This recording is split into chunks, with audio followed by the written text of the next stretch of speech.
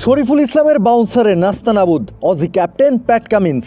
অসহায় Cummins catch তুলে দিয়েছেন উইকেট কিপার লিটন কুমার দাসের হাতে। আর এরই মধ্য দিয়ে ম্যাকাই টেস্টের প্রথম দিনেই মিচেল স্টার্কের পর ফাইফার তুলে নিয়েছেন বাংলাদেশি পেসার শরীফুল ইসলাম। ফাইফার তুলেই ক্যাপ্টেন শান্তকে শরীফুলের জিজ্ঞাসা, পশ্চিম দিকটা কোন দিকে? ক্যাপ্টেন শান্ত জিজ্ঞাসা করলেন মুশফিককে, আর মুশফিক দেখিয়ে দিতেই সিজদায় লুটিয়ে পড়লেন শরীফুল। শুকরিয়া আদায় করলেন সৃষ্টিকর্তার প্রতি।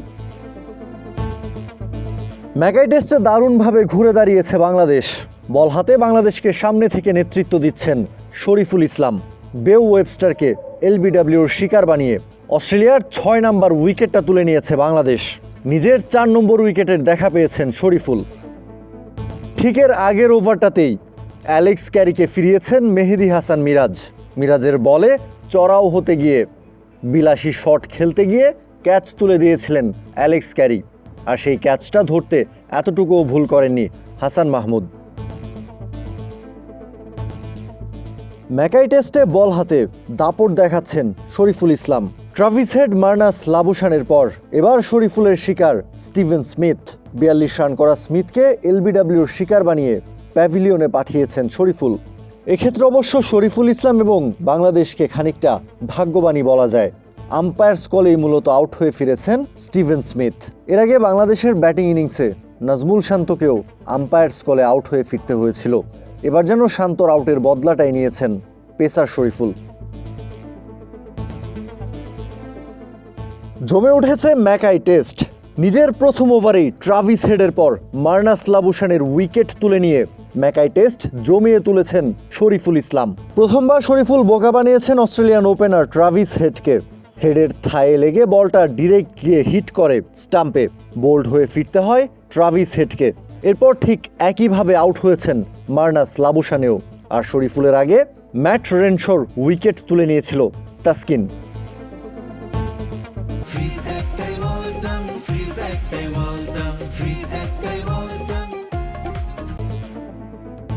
অস্ট্রেলিয়া শিবিরে বল হাতে প্রথম আঘাতটা হানলেন পেসার তাসকিন আহমেদ। দারুণ এক ডেলিভারিতে ম্যাট রেনশোকে ক্যাচের শিকার বানিয়েছেন তানজিদ তামিমের হাতে। প্রথম ইনিংসে বাংলাদেশের করা 64 রানের জবাবে ব্যাট করতে নেমে দলীয় 22 রানে প্রথম উইকেট হারিয়েছে অজিরা। বাংলাদেশি বোলারদের সামনে এখন লক্ষ্য থাকবে যত দ্রুত সম্ভব অস্ট্রেলিয়াকে অল আউট করা, কেননা অস্ট্রেলিয়া যত বেশি লিড নেবে ততই ম্যাচ থেকে ছিটকে যাবে বাংলাদেশ। শরীফুলের 4-এ দলীয় 50 পার হলো বাংলাদেশের, কিন্তু ততক্ষণে শনির ঘণ্টা বেজে গেছে। 9 উইকেট হারিয়ে বসেছে টাইগাররা।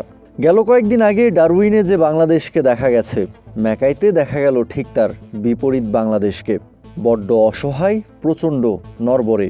6 উইকেটে 35 রান করে লাঞ্চ ব্রেকে গিয়েছিল বাংলাদেশ। সেখান থেকে ফিরেই দ্রুতই হাসান মাহমুদ এবং তাসকিন আহমেদের উইকেট হারায় টাইগাররা। মিরাজ, শরীফুলরা চেষ্টা করেও বাংলাদেশকে 64 রানের বেশি সংগ্রহ এনে দিতে পারেননি। বাংলাদেশের স্কোর কার্ডের দিকে তাকালেও অবাকই হতে হয়। 2 ওপেনার ফিরে গেছেন একেবারেই খালি হাতে। ক্যাপ্টেন নাজমুল হোসেন শান্তও খুলতে পারেননি রানের খাতা। উইকেট কিপার লিটন কুমার দাসও ফিরেছেন সেই 0 রানেই। 4 ব্যাটারের ব্যাট থেকে কোনো রানই আসেনি। মুশফিক, মুমিনুলরাও পার হতে পারেননি 1 অঙ্কের কোটা। বাংলাদেশের হয়ে সর্বোচ্চ 14 রান করেছেন সবার শেষে ব্যাটিংয়ে নামা শরীফুল ইসলাম।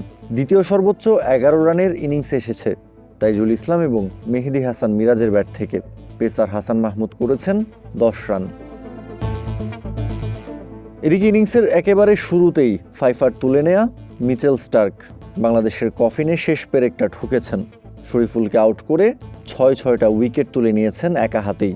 প্যাট কামিন্স পেয়েছেন 3 উইকেট, আরেক অজি পেসার জশ হেজেলউড পেয়েছেন 1টা উইকেট।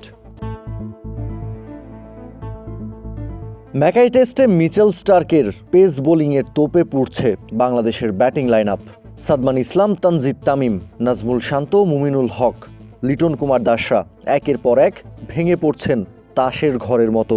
নিজের ব্যক্তিগত 4 ওভারের কোটা পূরণ করার আগেই মিচেল স্টার্ক বাংলাদেশের 5 জন ব্যাটারকে প্যাভিলিয়নে ফিরিয়েছেন। সেই সাথে বাংলাদেশকে কড়া বার্তা দিয়েছেন, ম্যাকাই টেস্ট কোনোভাবেই ডারউইনের মতো এত সহজ হতে যাচ্ছে না। আর দেয়ালে পিঠ ঠেকে যাওয়া অজিরা মাঠে কি করে দেখাতে পারে তারও একটা ছোট্ট উদাহরণ দিয়ে রাখলেন মিচেল স্টার্ক। এর আগে বাংলাদেশের বিপক্ষে টসে জিতে বোলিংয়ের সিদ্ধান্ত নেয় অস্ট্রেলিয়ার ক্যাপ্টেন প্যাট কামিন্স। প্রথম ওভারেই বল তুলে দেওয়া হয় মিচেল স্টার্কের হাতে।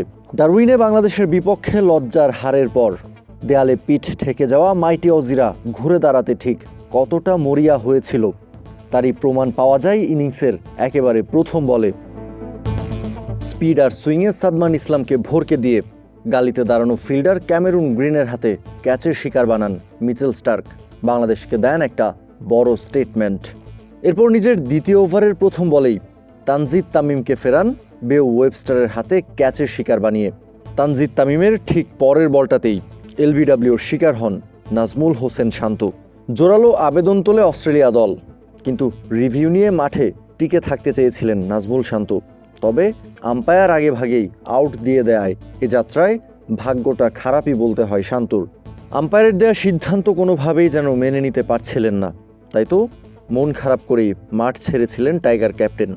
পরপর 2 বলে 2 উইকেট তুলে ততক্ষণে হ্যাট্রিক চান্সের সামনে দাঁড়িয়ে মিচেল স্টার্ক। তবে সেটা হতে দেননি মুশফিকুর রহিম। ক্রিজে তখন টিকে আছেন মুশফিক এবং মুমিনুল। 2 অভিজ্ঞ ব্যাটার মিলে বাংলাদেশকে এই ধ্বংসস্তূপ থেকে বের করে আনবেন এমনটাই বিশ্বাস ছিল, কিন্তু মুমিনুলকেও ফিরিয়েছেন মিচেল স্টার্ক। আর মুমিনুলের পর লিটন দাসকে ফিরিয়েছেন এলবিডব্লিউর শিকার বানিয়ে।